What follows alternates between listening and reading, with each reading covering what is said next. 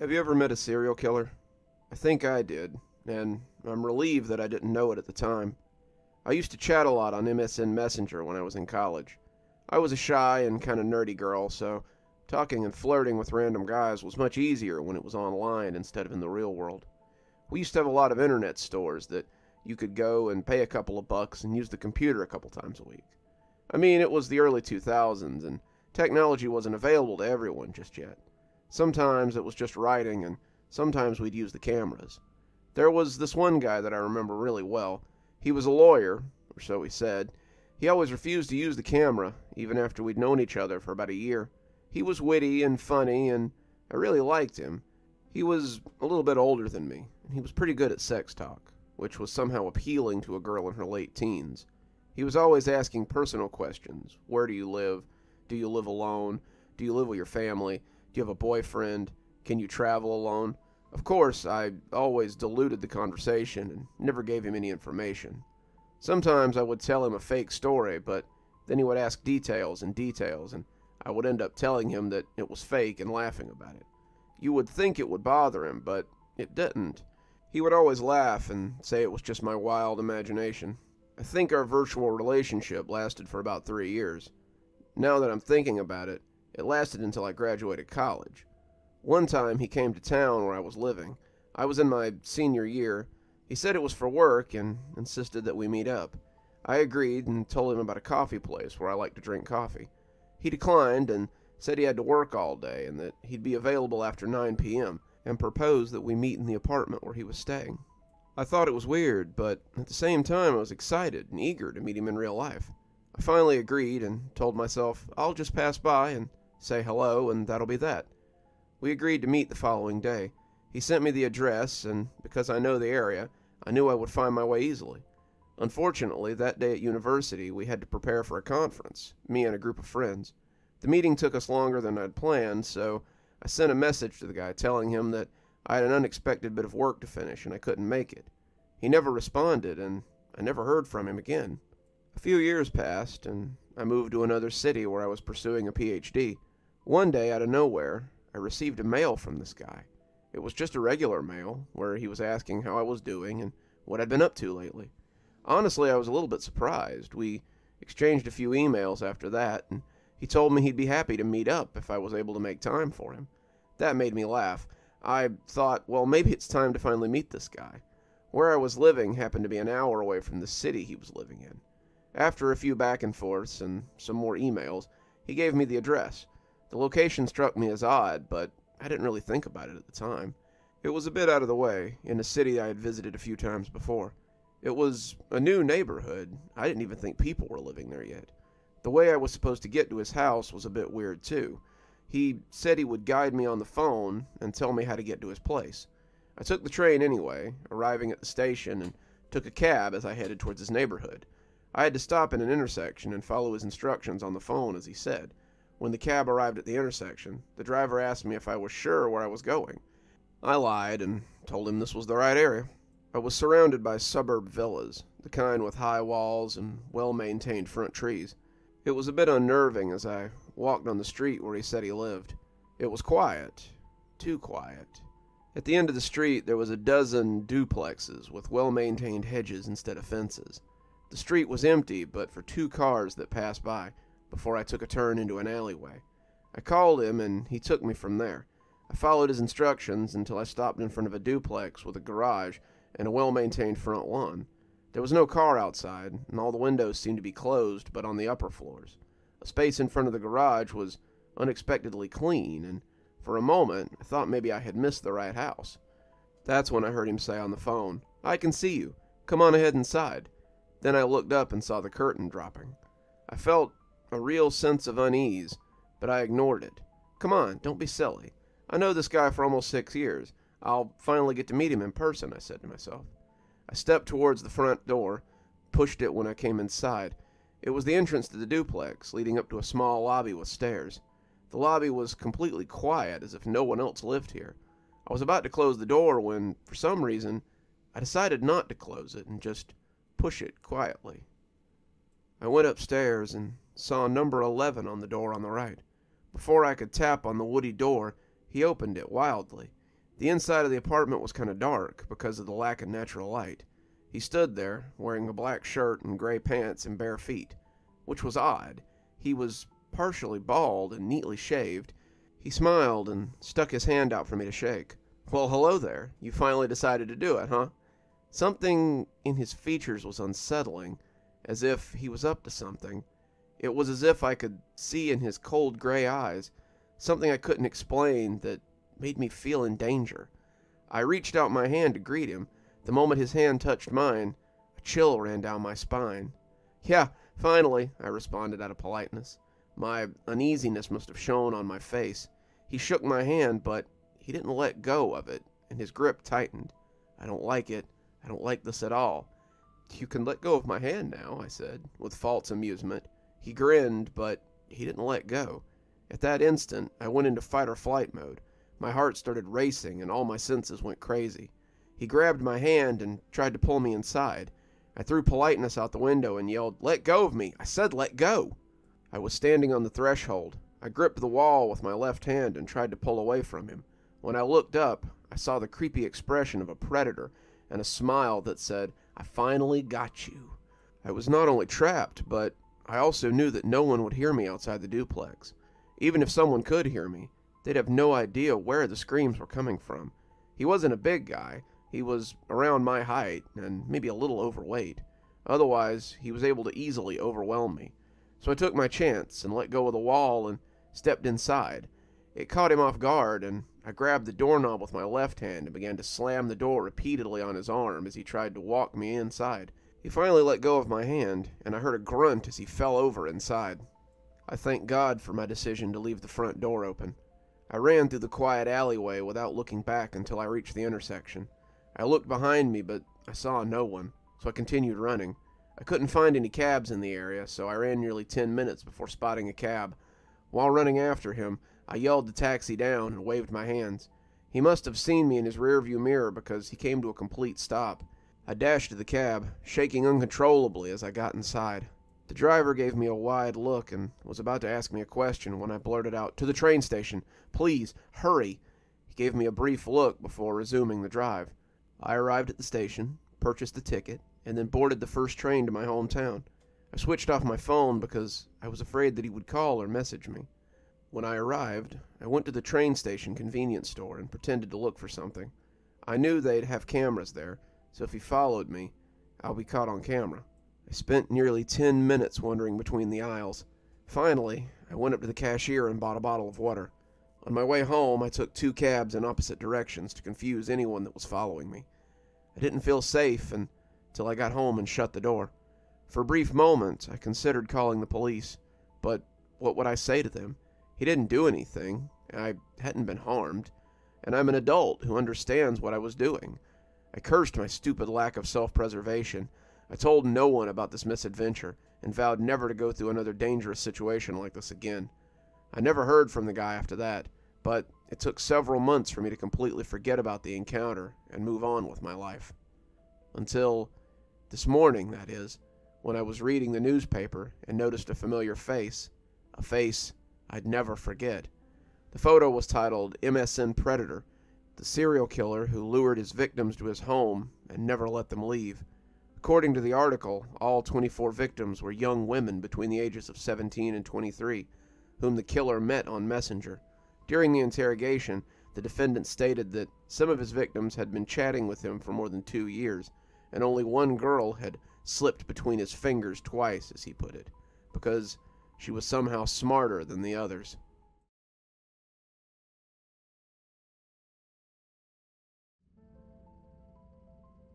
Everyone knows that dreams are strange, but people often say they have deeper meanings. The details of your dreams vanish in an instant, leaving only faint impressions behind.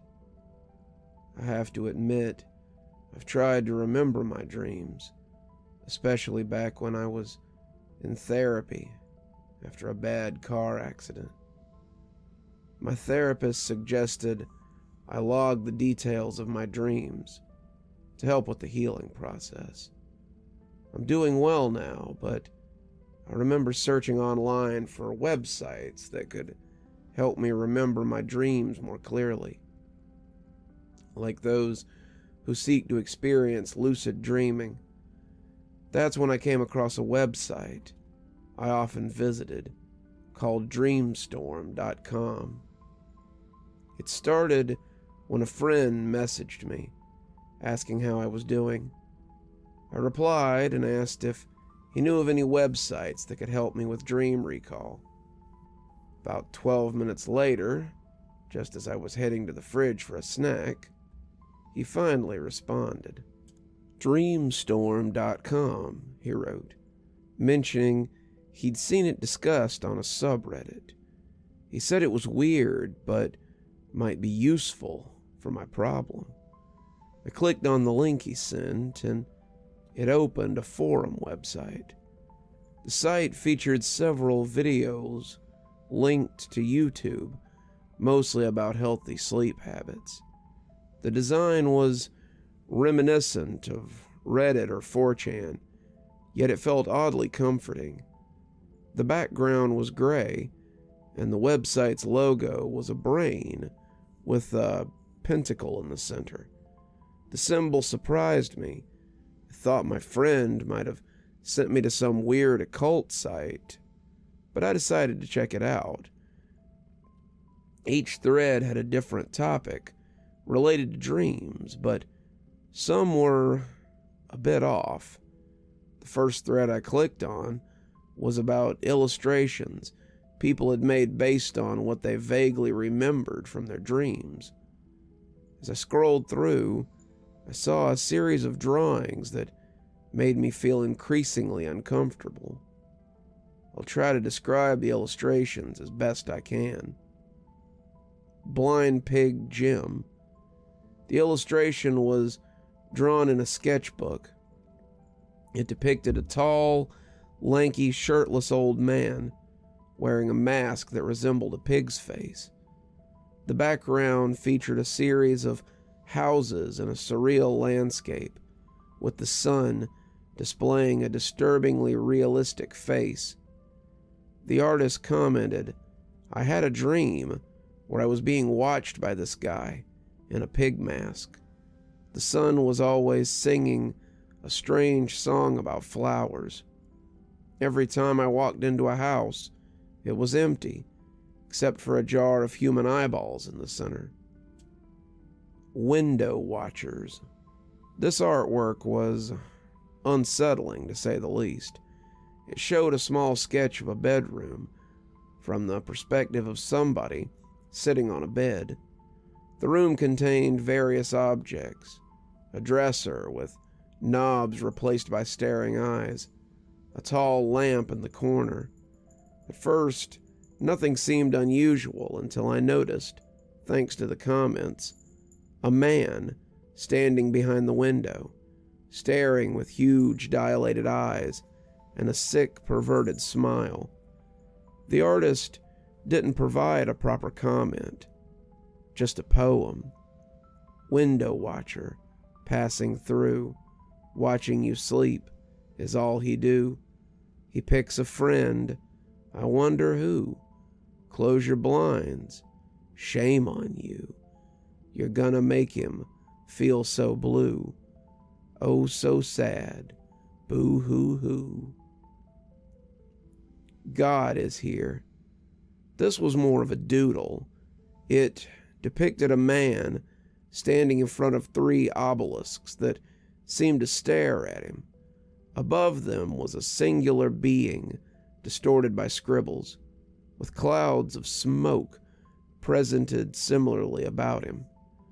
There was no comment, and I assumed the title served as the description. A lot of these illustrations were disturbing, but those 3 stuck with me the most. As I scrolled through the threads, I noticed several people describing similar dreams, which only added to my discomfort. Feeling unsettled, I closed the website and shut down my computer. It was already around 2 or 3 a.m., and I realized I'd been exploring the site for quite some time. climbed into bed, hoping for some rest, but as soon as I drifted off, I found myself back in my chair. I walked towards my bedroom door, but when I opened it, my house had transformed into a cold concrete staircase. I ascended the steps, feeling a growing sense of dread, until I reached a red metal door. I grasped the handle and tried to open it. Then suddenly, I woke up. I couldn't move for a while after waking up, struggling to process what might have been behind that door in my dream.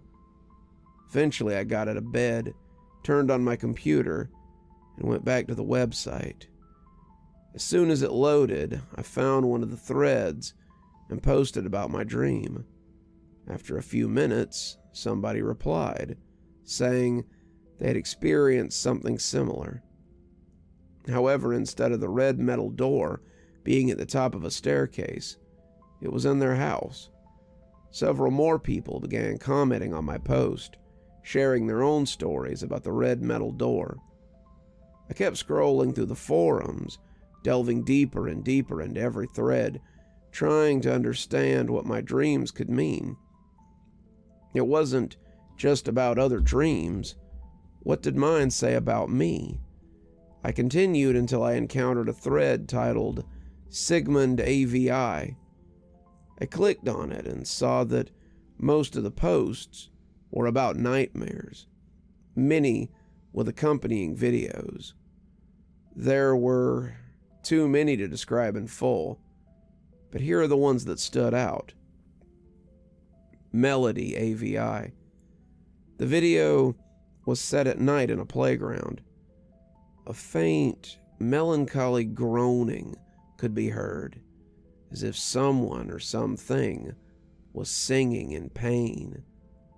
The camera panned across the playground, then focused on a colorful structure. There, a creature with a mutilated face stared directly at the camera. It looked like a man whose neck had been twisted and mangled, with no eyelids. The video ended abruptly with the creature's face filling the screen, sending chills down my spine as I stared at it. Wish Watch, MP4. The video began with static, then cut to a clip of a person sleeping in bed. The cameraman silently watched the person for about 12 minutes. As the person began to stir and wake up, the cameraman suddenly fled and the video cut off. The comment section was flooded with links to the window watcher drawing, repeating over and over.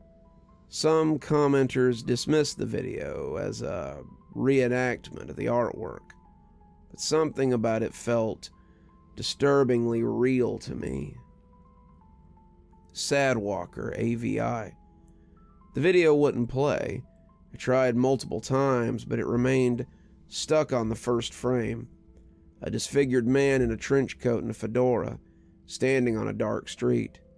The comments explained that the video was broken, likely taken down by the original poster, but the corrupted file somehow remained online. One commenter who had seen the video before it was removed described it as showing the disfigured man walking down the street and eventually killing a dog in a blind fit of rage. I was relieved I didn't have to see the gore described by that commenter. I wouldn't want to witness such a thing. Several of these videos were somewhat related to dreams, but most were simply disturbing. I continued exploring the threads of the forum, skipping the videos and reading several posts about dreams, some more unsettling than others. Eventually, I decided to leave the forum and return to the softer, more popular section of the websites that weren't as horrifying as Sigmund AVI. I was about to go back to the illustration thread when I noticed something off about the website's logo. It usually featured a pentacle inside of a brain, but now it displayed a Greek letter instead. I clicked on it and a black background appeared on my screen, with the same red metal door from my dream. I moved my mouse towards it and clicked it.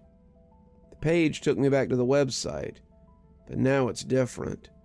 The forums were all gone, replaced by a single message, undergoing repairs. I decided to close the window and turn off my computer. It was about 5 p.m. I went about my day, but a few hours later, I returned to my computer and found that the website was gone. Everything had been deleted, and I searched for any information about what had happened to Dreamstorm.com. I checked other websites, trying to find anything about it, but several people commented that it had never existed. I even asked my friend about it, but he claimed not to know what I was talking about. I showed him our message as proof that he had sent me the website, but he just gave me a confused look. The link he had sent wasn't to Dreamstorm.com, but to a Wikipedia article about dreams. If anyone has any information about Dreamstorm.com, please let me know as soon as possible.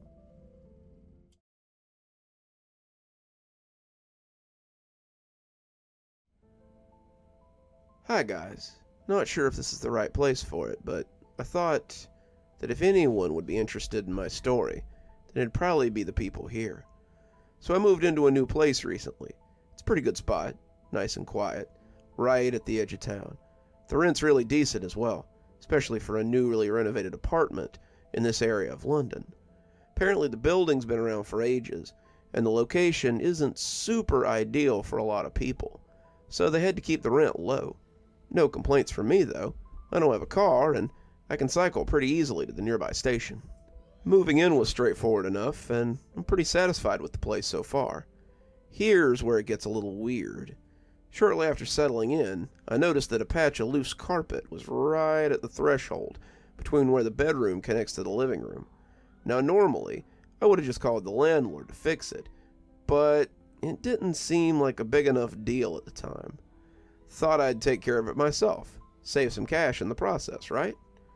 Upon looking at the carpet more closely, I found something a bit unusual. There was a little gap where the carpet seemed to sag.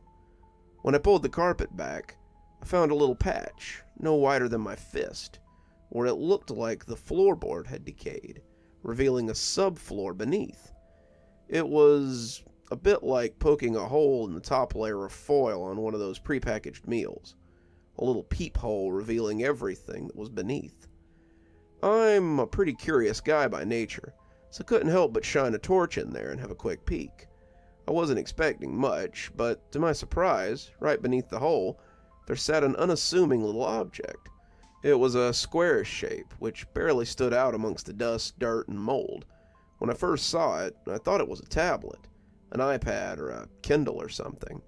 With a coat hanger, some mounting tape, and a lot of practice, I eventually managed to fish it out.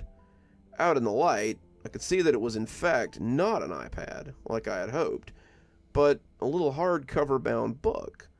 Though the exterior was essentially eaten away by black mold, I could still make out a single word impressed upon the faded leather cover. Journal. Inside, the pages were in pretty bad shape. The first half of the journal was irretrievable, mold-stained and practically crumbling to the touch, and I could barely leaf through them without causing irreversible damage. The back half wasn't much better, with a good portion of it torn out or, strangely enough, burned. In addition, a lot of the writing itself was illegible, either crossed out, faded, or too frantically scrawled to be comprehensible. Around the margins and in the spaces between the words, I could make out strange sketches, shapes of figures that are hard to describe. I'll see if I can upload some photos later. The contents are unusual, if not disturbing. It's a little disparate because of how much of the text is unreadable, but I've transcribed the parts I could make out and ordered them chronologically here. Let me know what you guys think. Journal entry.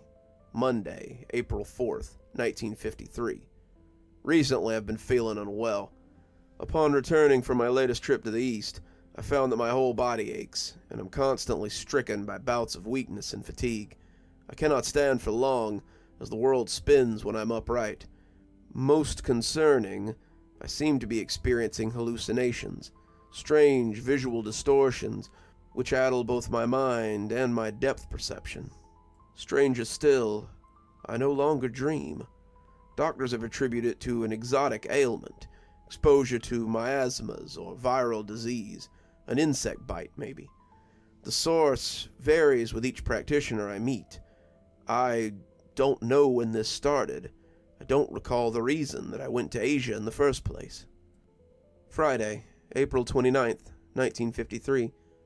Symptoms have descended upon me quickly, like a fog. In addition, my recollection has become hazy as well. I'm unable to recall what it feels like to be without malaise. I have no recollection of my travels now. If it were not in this journal, I would not know that I had traveled at all. The doctors attribute this state of being to a range of ailments. It differs with every visit. Bilious fever, illness in the ears or eyes or brain, even hormonal imbalances because my state of paranoia and neurosis. Yet the tests have been fruitless. Physically, my body is not inconsistent with the body of a perfectly healthy human being. At this point, I care not about the cause. The symptoms are all I experience, and the brief respite from these afflictions is my only desire. Wednesday, June 15th, 1953. As my condition worsens, more unique symptoms have come to the surface. In the past, I have written in my journal to distract myself from the turbulent environment around me, but now, when I must put pen to paper, I've been unable to conjure neither the words nor the images necessary to describe my past experiences. I can only focus on my present state, of the world which appears before my sensations in the here and now. In the future, I might look back on these entries and recall this affliction which had ailed me for so long. But I'm doubtful. Thoughts of the future are becoming hazy also. Sunday, June 19th, 1953. These visions, they have only grown in vividness and intensity. No longer are they simply the distortions in shapes and colors in the ordinary objects. Now, entirely new objects have emerged, like balloon animals being inflated. Thin figures billow outward, creating uneven, grotesque forms. Almost always they are bulbous, organic things, bulging and pulsating before my eyes. July 2nd, 1953. Day uncertain. As I grow more accustomed to these visions, their features become more distinguished. What once was just vague, opaque blobs have now become strangely defined substances, or perhaps even organisms of a sort, perhaps even flora. Although they vary greatly in shape, color, and size, it is clear that there exists a certain resemblance between some more than others. It's possible they even belong to specific and distinct genre. But enough of this. To categorize hallucinations like they were undiscovered zoological species is an act that even my addled brain can recognize as insanity.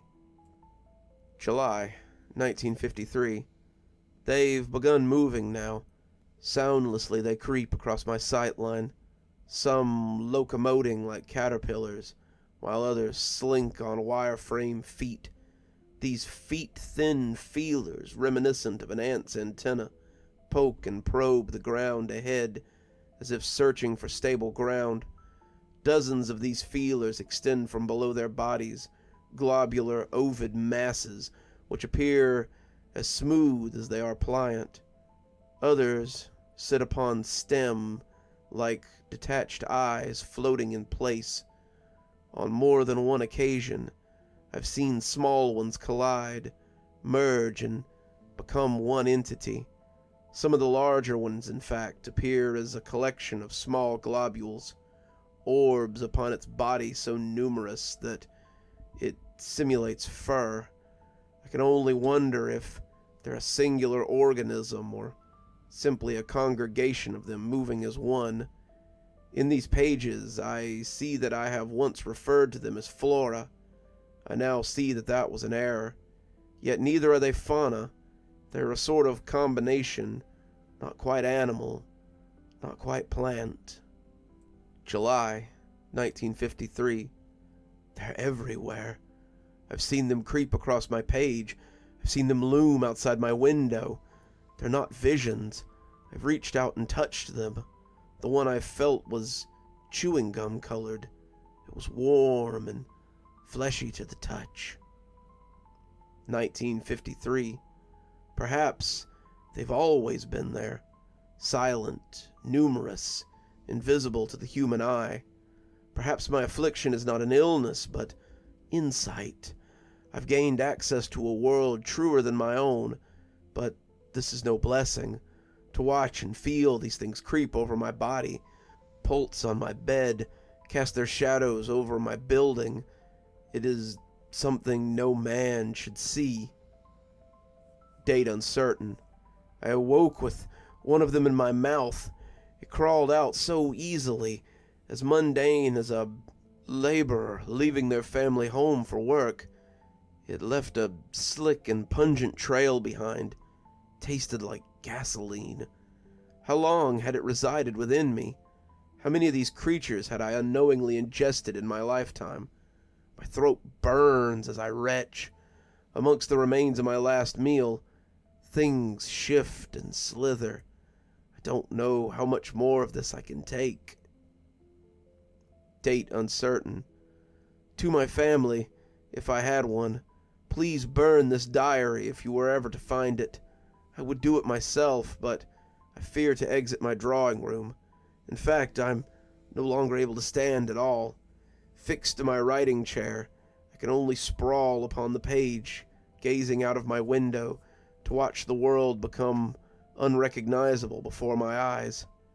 I see them. Even when I close my eyes, I see them. They live beneath my eyelids, beneath my skin. I fear that they see me. There are a few places you know where you shouldn't bleed, I'm sure. Shark-infested waters, anywhere in bear country, and in polite company. Sure, but you're forgetting the Midwest. It's pretty much bred into us, even though we don't see it directly when growing up. You come back inside for dinner when the bell rings, or Mom screams bloody murder over whatever game you're playing in the woods or the corn. If your parents are generous, you can go out after dark and catch fireflies. But make sure you wear your shoes. Don't go too close to the woods, or a branch might poke your eye out. All that sort of talk. What they don't tell you, or even usually know in earnest, is that you shouldn't bleed after dark.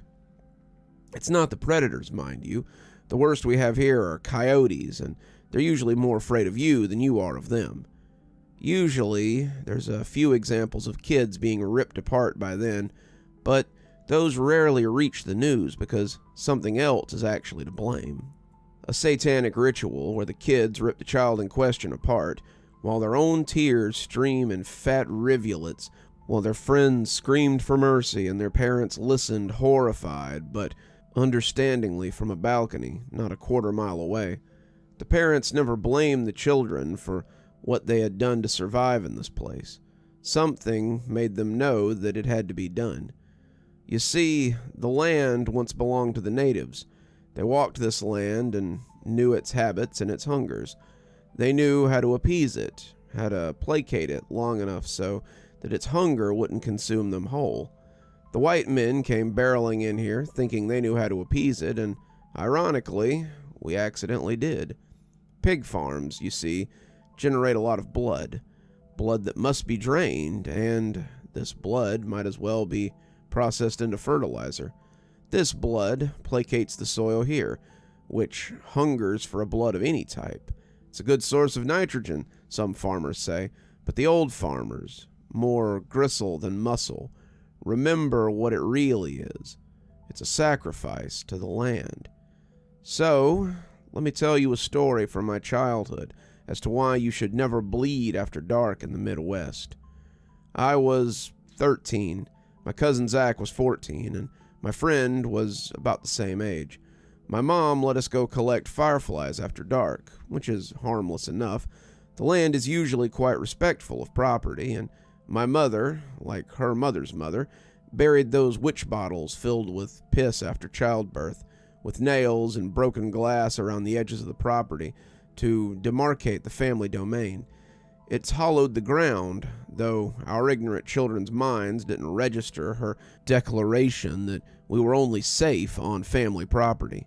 My cousin Zach was the one to dare us into the field beyond the farm. I knew better, or at least I should have, but after a triple dog dare, the most sacred of all dares, I went first into the cutting dry corn husks of late September. I felt them scratch me as I ran into the forest of uniform corn stalks. Despite the minuscule pain, I giggled, knowing that I was breaking one of my mother's biggest rules: do not enter the cornfield after dark, or you'll get lost. I was a smart kid, and I knew this because everyone told me so I figured I could find my way back. The moon was high, and if I just headed away from it, then I'd be fine. I heard my friends come charging in behind me, laughing and scrambling through the razor-sharp corn, but not quite behind me. I looked down at my arms and saw tiny, slightly bloody scratches along them, and could only imagine that I had them on my shins and face as well. The worst cut was on my left outside wrist, and I caught the sight of the first rivulet of blood falling, almost in slow motion, as it fell to the dry and thirsty soil below me. Even in the moonlight, I could see that was where the blood had hit the soil, cratering it. The soil around it darkened dramatically, as if I poured a bottle of water into it, and the soil, the best I can describe it, is that it drank me in. It knew me now. My blood ran cold, and I shouted out to my friends and to Zach that I thought we should leave. As the purple vines began spilling up from that first drop, it became an existential fear in me. I bolted back the way I'd come. I know I was only a dozen rows or so inside the field, but as I ran and ran, I quickly became aware that either I was running in the wrong direction, or that suddenly direction was meaningless. The soil had tasted my blood, and it would have me. I'll spare you the details, but give you the highlights and let you fill in the rest. I'm sure that whatever you imagine is only half as awful as what I saw that night. First, I came across Zach. He was bleeding all over from faint scratches that bled more than they had any right to do, and I knew that the land would never let him leave. He had stripped off his bloody long-sleeve shirt to inspect where exactly he was bleeding from. He was more perplexed than anything, and obliviously told me that I had lost the game of hide-and-seek, since he was the seeker. I put on his blood-soaked shirt and sprinted through the corn, the sound of him screaming to come back here in anger, followed by the shrieking pain he must have felt as the husk ripped his skin from him with every step. It'll haunt me forever. Despite himself, he couldn't help but follow the blood on his shirt until every piece of him was skinned away by the blades we ran through. Next, my best friend. I keep his name a secret so as to keep him safe, but I found him digging a hole to escape the sharp edges around him. I told him to stop digging because the very soil below him wanted him. That's what my mom used to say, anyway. He curled into a ball, afraid to move an inch, lest one of the stalks come closer to him. I told him I'd get help and to stay as still as he could. Lastly, I saw a glowing flame. I ran towards it, my cousin's long-sleeve shirt protecting me from the lashing leaves and jagged soil when I tripped. Blood still dripped from painless razor cuts all across me, but not as badly as Zach. When I arrived, my mom was already gone. She sat there on her knees, holding something I can only hope was not a baby, smoldering amidst a circle of burning corn stalks that seemed to never run out of fuel. My throat was choked with the scent of my mother's burning hair, and my eyes streamed with both the smoke and my abysmal feeling of loss and loneliness. I I ran and I ran, and I awoke my father when I broke through the forest of corn, screaming bloody murder. My mother was dead, my cousin was bleeding, and my best friend was hiding in a hole. At the end of it, my mother was proclaimed missing, though everyone in town showed it in their eyes that they both pitied me and respected my mother's sacrifice. My best friend was committed to an institute for a while, and we fell apart, but he lived. My cousin, on the other hand, was, according to the news, ripped apart by coyotes. So, thus the whole county went hunting for coyotes, shooting them dead, burning them, leaving them to rot. Do you see what I mean? Zach and my mother were only pawns in the end.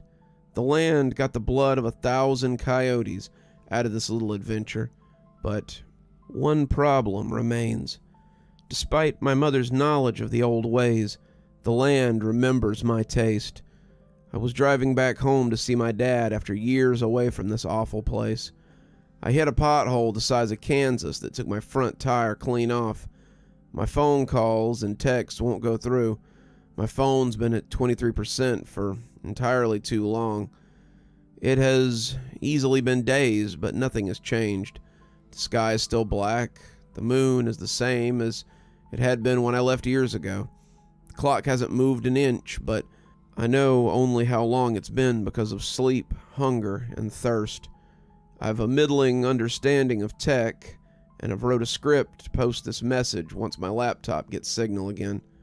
The corn grows so close to these roads, and only seems to grow closer the further down the road I look. It will know my taste again. I'm coming, Zach. If you get this message, friend, know that this country knows your taste, and you are more than welcome to come here and feed it. Run away to the desert. It's not safe to bleed here.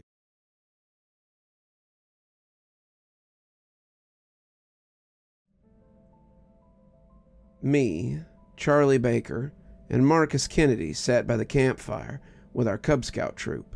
3 best friends, all enjoying each other's company. Charlie was in the middle of one of his infamous scary stories. He was always the best storyteller. Everyone could joke that one day he would become an author or something. Gosh, if only that were true. If only he'd just made it past that night. Charlie reached the climax of his story, and we all screamed as the character of the story was attacked by an axe-wielding, goat-headed man. Then it ended, and our screams of terror turned into affirmations and applause. As usual, it was a great story. The others started to tell their scary stories. Marcus told a story about a hook-handed man nailing people to the front door. Another scout told a story about a werewolf stalking a family on the night of the full moon, but none of them matched. None of them reached the terrifying level of Charlie's story. We'd always wondered about his secret, how he'd gotten so good, but he always told us that it just came naturally to him. We didn't believe that, but it was mostly because we still hoped that we'd be as good as him someday. After a long while of sitting by the fire, I noticed Charlie slip away from the fire, exclaiming that he was tired. Not too much later, I agreed with the sentiment and retreated to our tent. It was quite a distance away from the others. I was still warm from the fire and pulled myself into my sleeping bag next to Charlie. I was out. My sleep was good, long and peaceful. That's how it should be, but it was interrupted. That night I experienced something that has haunted me to this very day. It started with me sitting up in the tent next to Charlie. I was hearing things outside, strange grunts, and what I can only describe as barking purrs. They were odd. I can't really describe it, but they almost had a bird-like quality to them. Along with the strange noises were heavy footsteps in the leaves. With every footstep, I slowly began to realize how big the thing must be. I looked around, every which way, worried about what could be outside. Bracing myself, I put a hand against the nylon wall, only to feel something press against it on the other side. I wanted to scream, but I couldn't. My body, seemingly in a state of shock, wouldn't let me move. The sounds the creature was making shifted. The barking purr-like sound slowly shifted into this low, droning growl. I shook so violently I thought I might pass out. I'd never heard anything like it. There was absolutely nothing to compare it to. With this new sound came a new, horrible, overwhelming feeling. Dread. That was the feeling that came over me. It was so incredibly all-encompassing that I couldn't move. It was so immense that I felt like I was being suffocated by the emotions. But I don't even know how that's possible. It felt like I was drowning, like one of those nightmares when you're in a car slowly sinking deeper and deeper into the ocean. You know, there's nothing you can do to escape, so you just sit there and shake, dreading your inevitable death. That was the feeling that came over me in that tent. Then another sensation hit me. It wasn't a feeling, it was like something much worse, something much more physical. The smell. The putrid smell of the thing almost made me want to puke. It smelled like a massive dumpster of burning trash, but there was something else there too.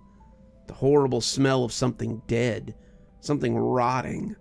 It smelled like how I'd always thought a skunk would smell.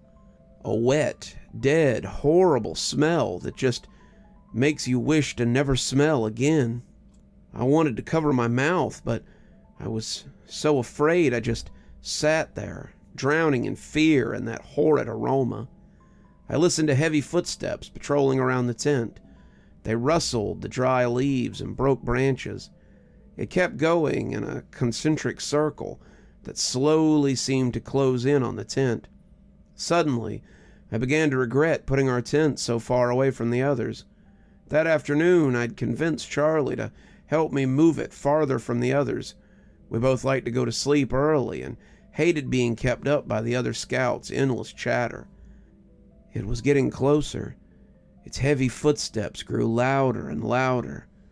I imagined the thing growing larger and larger, seeming to feed off my fear. I shook. I wanted to be anywhere but here. I wanted to escape, to see my mom, my dad, my brothers, anyone, and anywhere but here. Then I heard things begin to drag against the nylon of the tent. It sounded scratchy and weird. It sounded similar to nails on a chalkboard, mixed with the sound of dragging your nails on a piece of nylon. The noise of the dragging on the nylon was so shrill it stung my ears, but I was so frozen with dread and fear that I couldn't do anything. I didn't reach to cover them, afraid somehow that it would know I'd moved. I felt weak. I wanted to do something, to move, to scream, but my petrified body refused. I felt lightheaded. I felt sick to my stomach. The smell, the sound, the fear, it all felt so overwhelming. It lasted hours. The whole time I felt I was on the verge of puking or screaming, but I could do nothing but sit there and listen. At some point, a light drizzle began. At first, I hoped that it might drown out the horrible sound, but it might also protect me from the unknown that I so desperately did not want to face. Instead, it just added to the cacophony of horror and terror. It felt like I was on my breaking point. I still sat there, absolutely petrified. My eyes followed the footsteps as they slowly made their way around the tent. Each heavy thump sent a shiver down my spine, reminding me of the immense size and power of whatever horrible thing was out there. That's when I heard it, the sound of ripping nylon. I looked to see something cutting through the tent wall along the zipper. Or, I don't know if cutting would be the right word. It was more like an exact rip from a cut. I looked to see what it was, but it was too dark.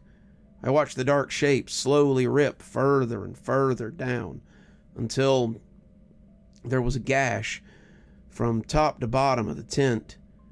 I shook so violently that I had to assume the thing or the person knew I was there. Once the large gash had been made, something dark started to make its way into the tent. I looked, but the smell intensified as it approached. The smell was so bad that my eyes watered. It was such a thick, overpowering smell that it was choking me. I felt like I could taste it, and it was horrendous. I endured through the pain of my tears and looked once more. I saw it began to come inside. It was very large, very hairy. From the small amount I could see, it looked to be a limb. It reached into the tent, seemingly being careful not to let any more of its body in. Its limb, its arm, slunk further and further in, and I almost wanted to throw up. That thing, that arm, was way too big, way too long. It could reach from the door to me without even putting its shoulder into the tent. It felt so uncanny, so wrong. It looked like something you might see in a night terror. But the worst part was it was real. It seemed to reach around the tent, seemingly trying to find what was inside. When its arm bumped against my backpack, it grabbed hold of it with what seemed to be freakishly long fingers before slowly and eerily dragging the bag out of the tent. My fear didn't die, but gradually lessened, knowing that it was only here for that. The thing just wanted my bag. As it slowly lifted the backpack, it struggled. The large bag hardly fit through the hole. Little pieces and parts of it kept getting caught as the thing tried to yank it through. The still, omnipresent droning call was interrupted by a growl, followed by a loud rip. The bag disappeared through the now significantly larger hole. The hole flapped open and closed in the light breeze, and I could make out the massive dark shape of the creature. I looked away, horrified at the size of the thing. Silence for a split second. I listened to the thing as it rustled around with the bag, letting out slight grunts that sounded frustrated. It fiddled with the bag for an amount of time I can't determine, before it let out one especially loud grunt and a loud ripping sound, then a clatter of contents as my bag fell to the ground. I recognized all the different sounds, the thunk of my water bottle, the thump of my clothes, the crash of my utensils, the clinking crunch of a bag of chips. It fiddled around with the objects. Crack, the sound of it shattering something made me jump internally. I was still so scared of this thing. Up to this point, it hadn't actually shown any aggression. It had seemingly just been curious. But the mere thought of it breaking something changed that idea. I prayed in my head that this thing would go away. I just wanted to go back to sleep. I didn't care if it took my things or whatever. As long as it didn't hurt me, I didn't care. I listened to the shrill noise of a plastic bag of chips being torn apart. Heavy snuffling followed, and I could vaguely hear the crunching of the thing eating a chip. It ate all the other chips as slowly as it had eaten the first. It seemed to be enjoying them, taking its time with each individual delicacy. Once it was done, I felt through the ground its weight shift back towards the tent. My heart started thundering like it was a marathon runner. That temporary relief had been destroyed in a mere instant. The horrible call began to come again, and all the fear returned in full, overwhelming force. Unable to move still, I watched helplessly as the arm forced its way back through the hole. I felt its long, wet fingers briefly brush against my sleeping bag. They were so long. They reminded me of gnarled branches or the long legs of some spider thing. The fingers seemed to examine the bag for a second before pulling it. My life flashed before my eyes. Me, a 10-year-old boy, had to consider that I might be about to die, that something that shouldn't exist was about to drag me out and kill me. I shifted slightly, petrified, imagining it pulling me out and eating me whole. It let go of my bag. I closed my eyes in relief, praying it would just leave. but the arms slowly drifted to the other sleeping bag. Charlie. I'd been so terrified that I didn't even think about him, so occupied with my own well-being that I hadn't thought of my best friend. He lay next to me, still sleeping soundly with a slight grin on his face. I wanted to do something, to say something, but I could do nothing but stare as the thing began to grab at the end of his sleeping bag. Charlie didn't shake, didn't move, didn't even react. Time seemed to freeze as its hand glided to the end of his bag. It seemed to caress the bag for a moment before it gave a big yank. I felt his weight shift about within the confines of the tent. I can't explain, though Charlie seemed to satisfy it better. It got a tight grip on the bag and began pulling him out of the tent. It was prolonged, and he was slowly pulled out 1 inch at a time. His eyes opened wide, and without moving his head, he looked towards the hand. His face became flat with terror, but like me, he was frozen in fear as it slowly pulled him outside. His fear only seemed to grow when the end of the sleeping bag disappeared beyond the rip of the tent. Gradually, more and more were pulled out. I shook as one of my best friends disappeared through a hole in the tent wall. Just before he finally disappeared, his eyes met mine. They were terrified and seemed to plead for help, for someone to save him from this horrible fate. But there was no one. Once he was completely gone, I heard shuffling and fabric ripping as the sleeping bag was shredded. I imagined some giant with long fingernails clawing away at the helpless sleeping bag, trying to get at my friend. Then the ripping sound stopped, and I heard the slight thump through the pitter-patter of rain. Then the sleeping bag was thrown into the puddle with a splash, sounding much lighter now. It was then I realized that it had ripped him out of the bag and was now taking him away. I heard heavy footsteps growing fainter and fainter before fading away entirely. Once the footsteps couldn't be heard, the sound stopped. The horrible droning sound had finally stopped. Sobs and cries escaped my mouth, which quickly turned to agonized screams. I cried out words. I can't tell you what I said. I was in such a panic that it was just a word salad of pure panic thoughts. I think I may have said monster or Charlie, but I can't be sure. I heard the yelps and screams of the other scouts in reaction to my own. I shook in the corner of my tent as I heard my leader make his way over. I heard the thunk of his boots until they stopped. He hadn't reached my tent yet, so I couldn't comprehend why he'd stopped walking. Then he gasped. The thunking turned to a slam as he sprinted the rest of the way over and peeked inside the tent, calling our names. He saw me alone and shaking, too traumatized to even speak, besides a single phrase.